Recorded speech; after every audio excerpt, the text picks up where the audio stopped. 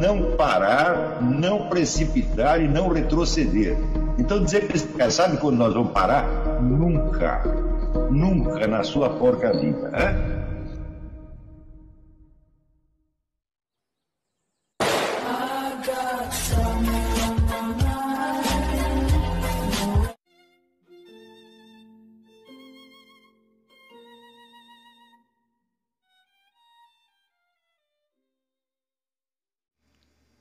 E aí pessoal, tranquilo? Então vem aqui antes do vídeo começar, pedir para vocês se inscreverem, quem não for inscrito, compartilhar, curtir, comentar. Quem puder seja membro do canal, que isso ajuda bastante. Tem também o link do Apoia-se. Quem puder ajudar nosso canal e apoiar financeiramente vai ser muito bem-vindo. Mas o mais importante é transmitir o conteúdo e os conhecimentos do professor Olavo de Carvalho para mais e mais brasileiros. Então compartilhe e ajude aí nossa causa.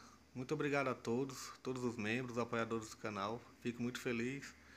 Tenho certeza que a gente está no caminho certo. Então fiquem com o vídeo e até mais.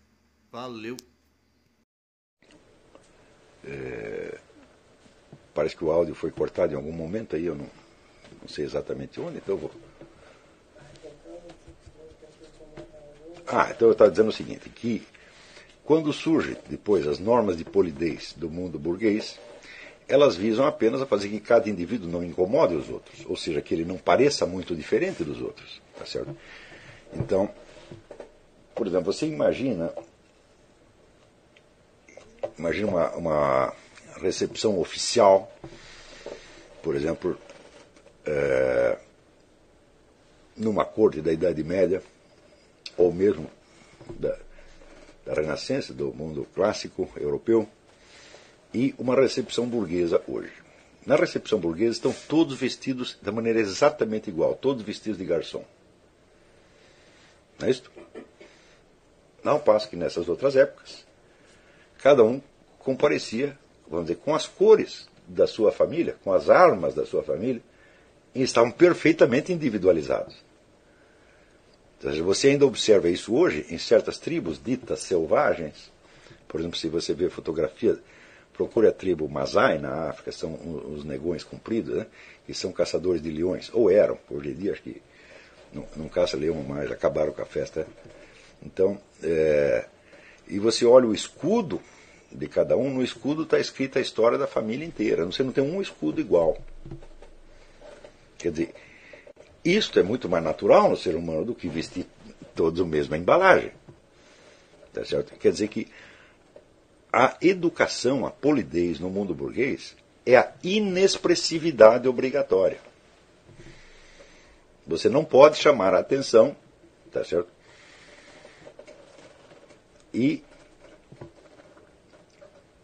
como todos têm que ser iguaizinhos, é claro que isso aí é baseado num princípio de autovacina contra a inveja, o que significa que a inveja está presente. Todos têm que vir iguais, ninguém pode estar mais bonito que o outro, porque se ficar um pouco mais bonito, todos teremos inveja. Por quê? Porque somos todos invejosos. Essa é uma confissão de que se você vê alguém, né, mais bonito, em vez de você admirar, você vai ficar com inveja. Quer dizer, já é uma confissão de que ninguém presta. Tá certo? Do mesmo modo, as normas de polidez, se você pega um livro de etiqueta, tá certo, publicado entre o século XIX e o século XX, você vai ver que tudo aquilo é uma camisa de força, vestida assim para você não chamar a atenção de maneira alguma. Nesse período, ao contrário, a ideia era tornar o ser humano perfeitamente expressivo. Ora, se vai ser expressivo, é claro que vai chamar a atenção, e o objetivo era chamar a atenção. Mas chamar a atenção como? Para o seu próprio umbigo, para o seu próprio ego? Não, porque a educação era toda voltada para fazer com que o seu ego baixasse a bola e se tornasse, vamos dizer, um espelho, um sinal da presença divina. Então, havia uma série de modelos corporais para as pessoas imitarem. Tá certo? E esses modelos eram de duas ordens. você tinha os modelos profanos e os modelos sacros. Os modelos profanos eram os oradores romanos, oradores greco-romanos. Você vê que coisa absurda que é você dizer que inspirar-se nos modelos clássicos greco-romanos apareceu mais tarde na Renascença. Não, no século IX isso era um elemento essencial da educação. Tá certo? Então, você ler, por exemplo, Cícero e aprender a expressividade e a propriedade vocabular de um Cícero, né? Que não tem uma palavra fora do lugar, não tem uma palavra que soe falso, que soe errado, né? Não tem uma palavra que soe excessiva, que uma ênfase que apareça excessiva. Tá certo?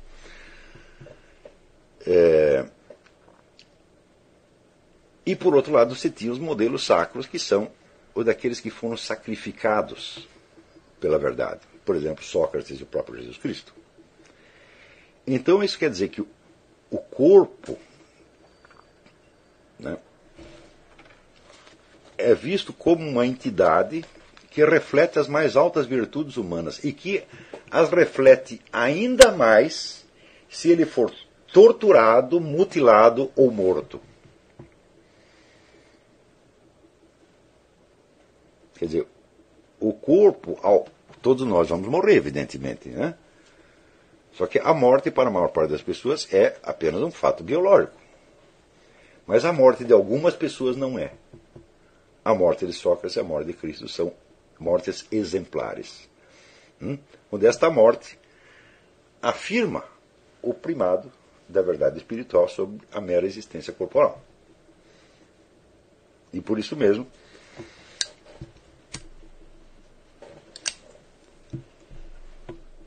o corpo humano está ali não para ser, como é que se diz, ocultado embaixo de uma camisa de força,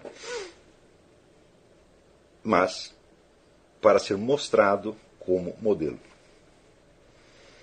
Então você tem toda uma etapa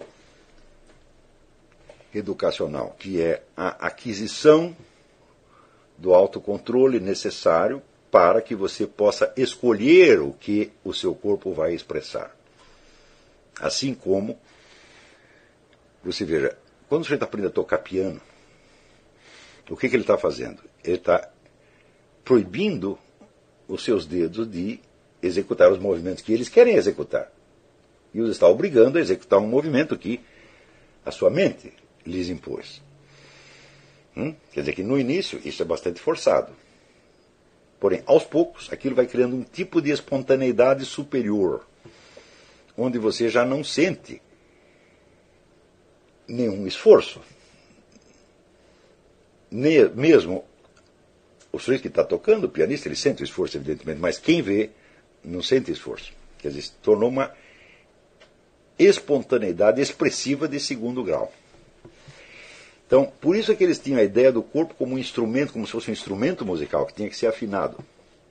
Tinha que ser afinado para que cada uma das suas expressões e dos seus gestos expressasse a totalidade da intenção superior que os inspirava. Está entendendo? Sem isto, meus filhos, vocês nunca vão aprender nada. Porque a inteligência humana, ela é tão imensamente dependente do corpo, ao ponto de que o filósofo Alain costumava exemplificar isso, dizendo aos alunos: abra a boca como quem vai falar A e tente ao mesmo tempo pensar o som de U. Depois de algum tempo, com muito esforço, você consegue. Isso quer dizer que conforme a posição do seu corpo, conforme o tom da sua voz, conforme o seu olhar, etc., etc., você está impedido de entender certas coisas. Agora, na cultura brasileira, nós temos a coexistência de dois elementos que são igualmente antagônicos à inteligência. Nós temos, vamos dizer, a expressividade animal, absolutamente descontrolada, tá certo? E, por outro lado, nós temos em certos ambientes a camisa de força da polidez burguesa que é imposta aos seus gestos, às suas palavras, etc, etc, etc. E nós temos que transcender essas duas coisas. Né? Você tem que escolher os valores nos quais você vai acreditar, escolher os objetivos da sua vida, escolher o que você cultua, né? E você tem que gradativamente transformar o seu corpo num instrumento capaz de tocar essa música. Isso implica, é claro, um grande autodomínio, uma grande capacidade de concentração.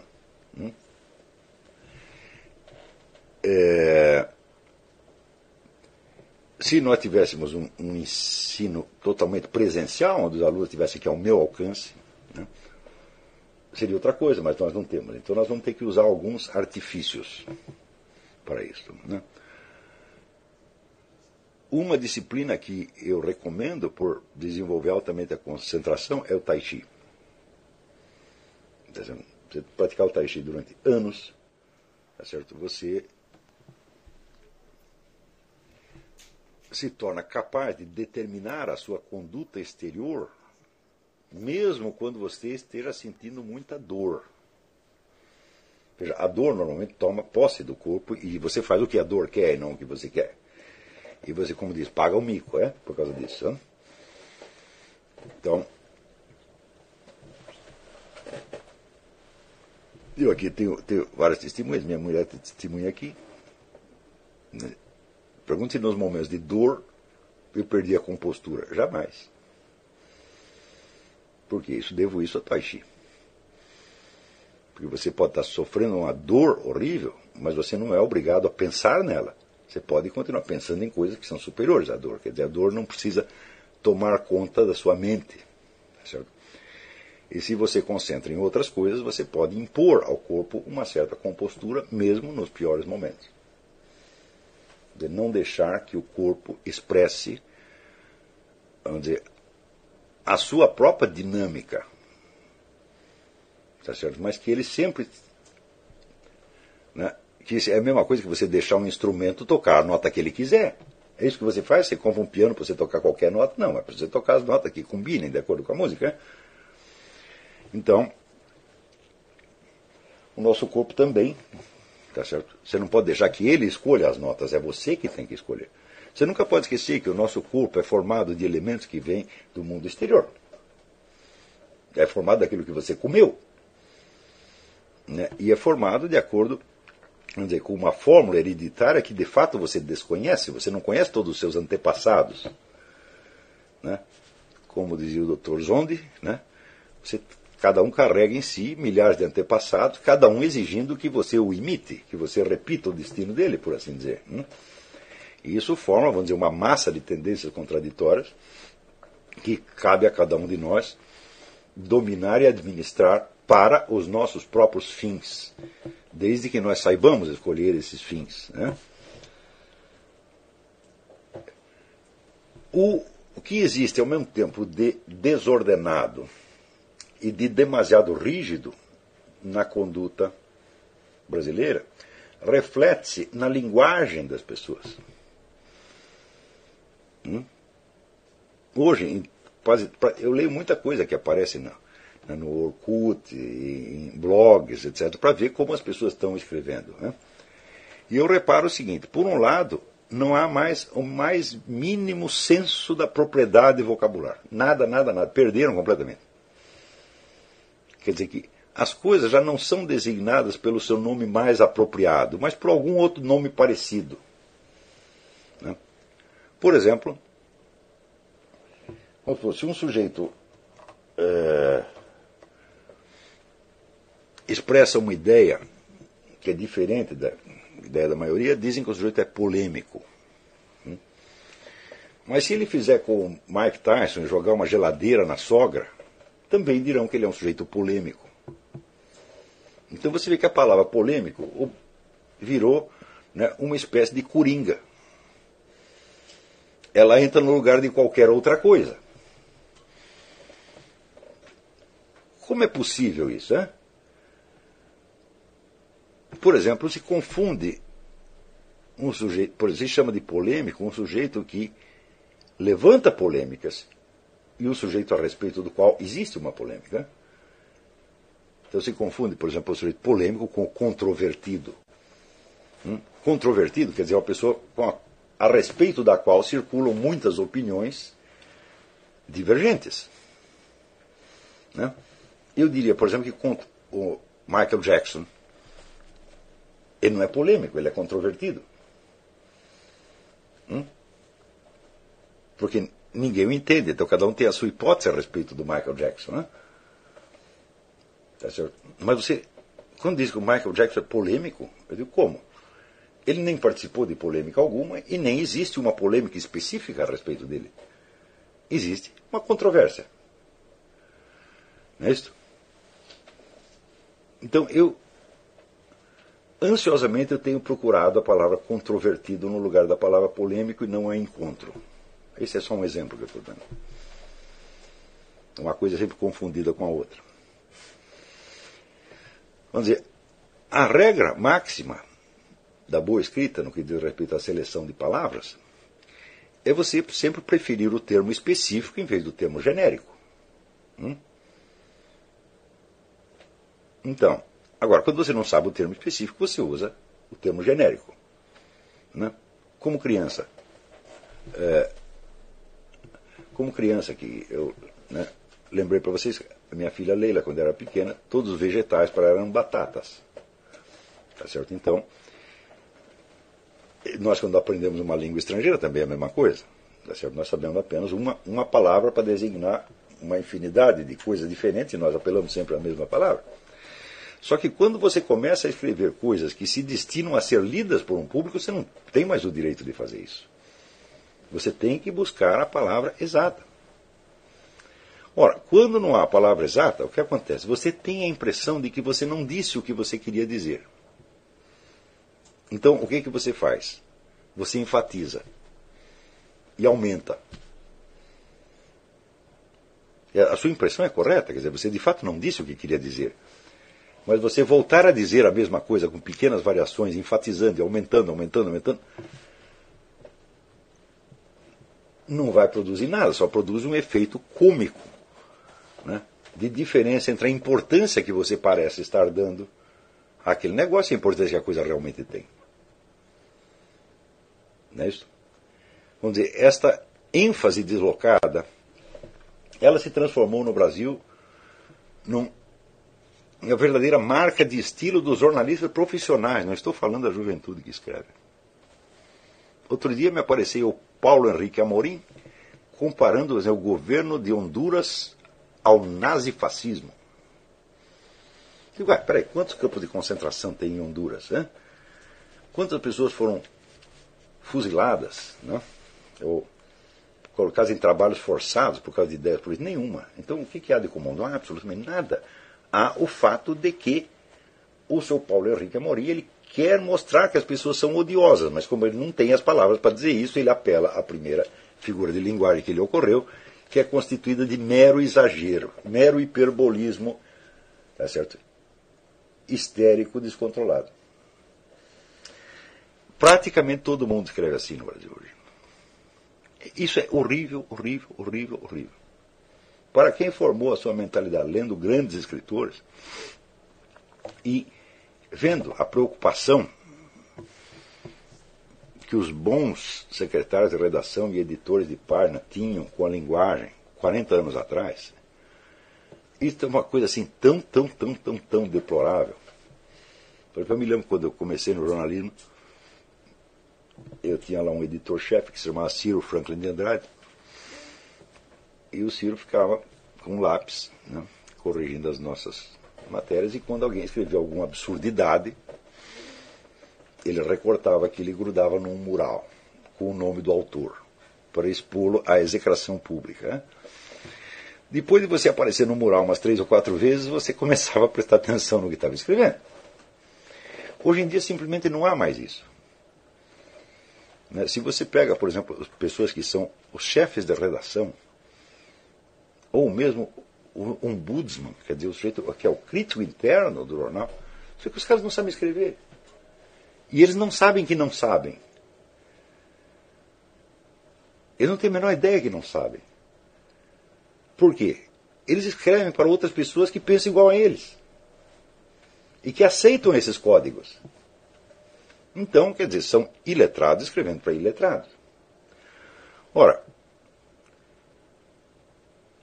se você entende a relação que existe entre consciência moral e inteligência, e a relação que existe entre o hábito corporal e a consciência moral, você entende que num país onde não haja um certo número de pessoas que possam servir de exemplos vivos de alta cultura e seriedade, claro que a moralidade vai cair. É? Por exemplo, eu sei por experiência que o nível de moralidade aqui nos Estados Unidos é infinitamente mais alto do que no Brasil. Isso a gente observa em tudo. O número de americanos bem intencionados é uma coisa incrível. Mesmo os mais burros, mesmo o esquerdista, mesmo o jeito comunista, tá certo? Ele tem aquela preocupação de fazer a coisa certa. Ele pode estar completamente enganado quanto ao que é certo e errado, mas esta marca da boa intenção você observa em tudo quanto é lugar. Mas, por outro lado, você observa certos exemplos públicos que não tem similar no Brasil. Né? Eu me lembro, por exemplo, quando o Ronald Reagan levou um tiro. E qual foi a primeira atitude dele? Botaram ele na maca, levaram para o hospital, e estava uma enfermeira lá, a enfermeira deu a mão para ele, né, para dar um apoio, e ele vira para ela e pergunta assim: a Nancy sabe de nós? Quer dizer, o senhor está ali morrendo, ele faz uma piada? Hã? De o que é isto? Hã? Isto aqui você via exemplos disso no resto do mundo e em outras épocas. Por exemplo, o rei Luís XV, ele levou uma facada, o sujeito o esfaqueou, e ele muito polidamente informou seus assessores: aquele cavalheiro acaba de me esfaquear. Assim.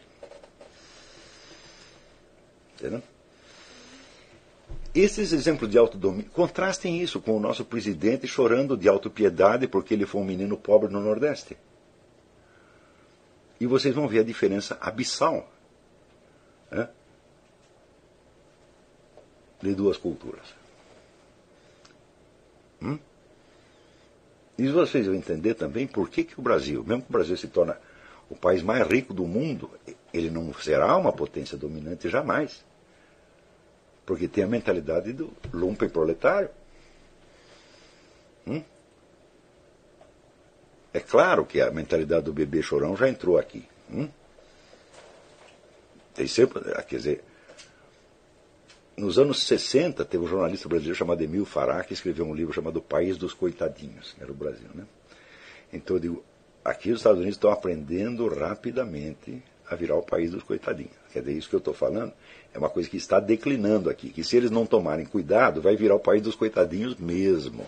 Né? Então,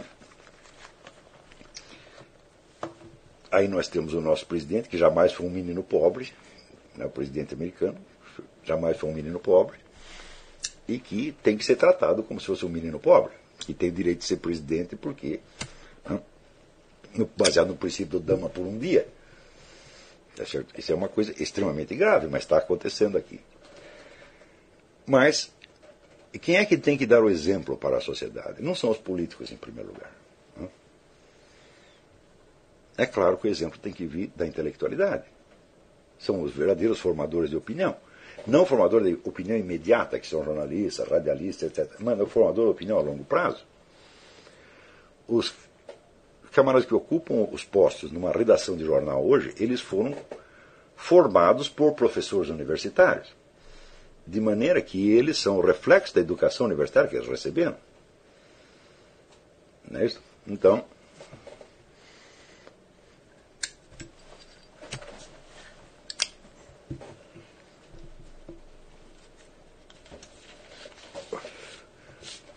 no Brasil você observa essa mistura, essa coexistência, né, de populismo e de rigidez hierárquica Né? E as pessoas passam de uma coisa a outra com a maior facilidade. Quer dizer que o mesmo sujeito que é totalmente descontrolado, totalmente brega, como se diz, de repente ele começa a fingir que ele é uma pessoa muitíssimo educada, tá certo? E que ele não tolera, por exemplo, um palavrão ou uma piada suja. Quer dizer, e tudo isso é tão feio, tão feio, tão feio. Agora, pensem o efeito que isso pode ter sobre as suas almas. Por exemplo, outro hábito que se tornou disseminado no Brasil nos últimos 20 anos é o da indignação fingida. Quer dizer, o sujeito, para mostrar como ele é bom e maravilhoso, ele tem que encontrar outro que pareça pior do que ele, e ele tem que se mostrar indignado, chocado com a má qualidade do outro.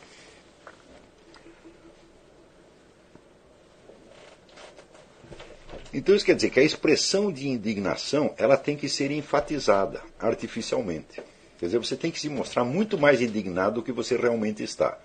Só que se você começa a fazer isso, você começa a representar a indignação, você acaba ficando indignado mesmo.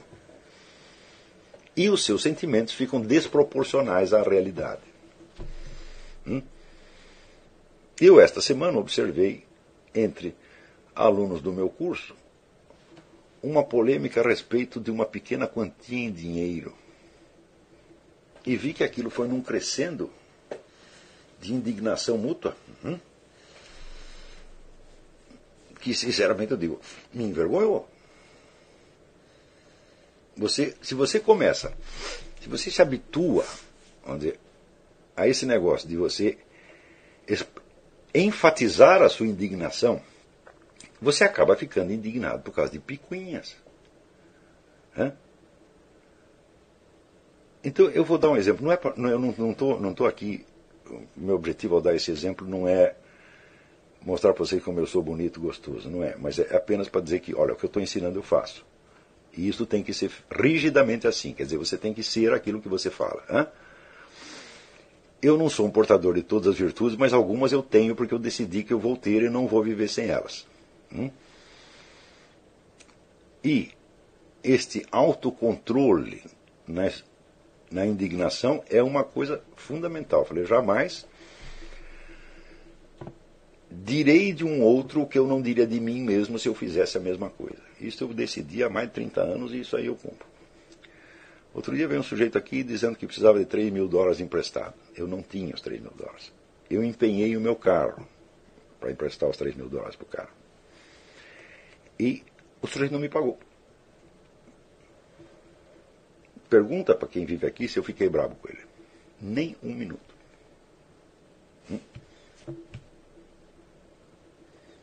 Eu já me tornei incapaz de ficar bravo por nenhum prejuízo pessoal que as pessoas me causem. Eu não nasci assim. Se ele fizesse isso comigo aos 20 anos, provavelmente eu faria um discurso, né? E falaria da ética. Então, um discurso ético. Tá certo? Mas depois eu aprendi que isso é palhaçada. Tá certo? Então, eu vou dizer uma coisa para vocês. Qualquer tipo de expressão de indignação por pequena coisa está proibida neste curso. Se vocês quiserem fazer isso, façam longe dos meus belos olhos.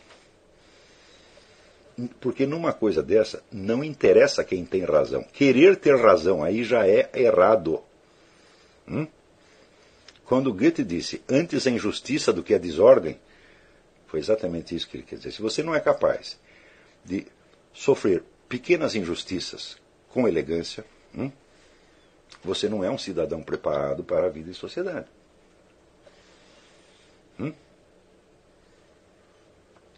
Pequenas e até grandes injustiças.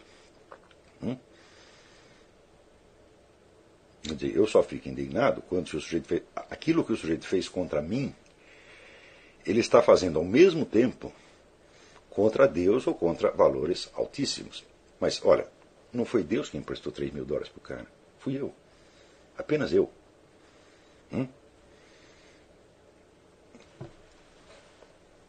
Então isso quer dizer que o sujeito fez uma infração apenas contra mim, não ofendeu nenhum valor sublime. Então, se nós pudermos modular a nossa indignação conforme a altitude dos valores em jogo, o que nós teremos feito em nosso próprio benefício? Em primeiro lugar, você vai afinar a sua consciência de valores, que é uma coisa absolutamente fundamental, até para você ler um poema e saber apreciá-lo. Se a sua máquina perceptiva não está afinada para perceber diferentes escalas de valores, meu filho, você jamais vai perceber a diferença entre Paulo Coelho e Camões. Então isso quer dizer que a indignação por pequenas coisas danifica não só a sua moralidade, a sua personalidade, não somente a torna feia, mas danifica a sua inteligência.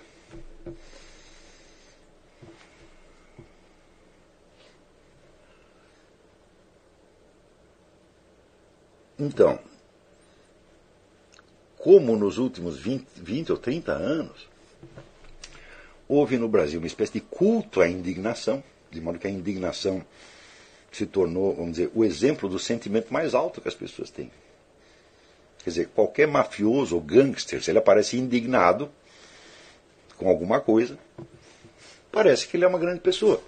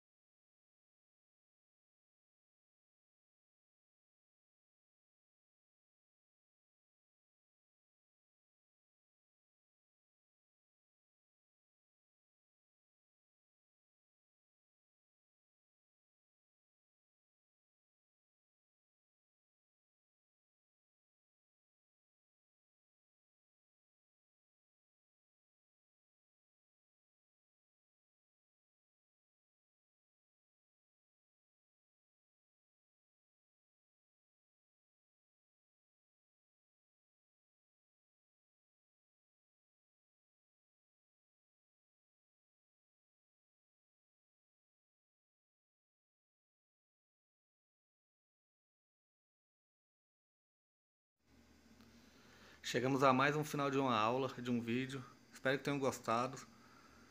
Quem não se inscreveu ainda, se inscreva, compartilhe, comente. Ajude nosso canal, apoie, seja membro. E ajude o nosso canal a chegar a cada dia a mais brasileiros que precisam muito do conhecimento do professor Olavo de Carvalho. Então é isso aí, fique com Deus, até o próximo. Valeu! Então é isso aí, pessoal. Que é o nosso canal. Que são alguns livros que eu já li. A maioria foi doação, mas alguns eu adquiri, professor Olavo de Carvalho. Alguns livros se perderam aí que eu emprestei. Professor Alexandre Costa. A Bíblia Sagrada. 10 lições sobre Karl Marx. Indico a não ler esse livro, que é muito ruim mesmo. Alguns pensadores aqui que realmente, como o professor Olavo de Carvalho disse, não são pensadores. Valeu, tamo junto aí. Apoie nosso canal, seja membro.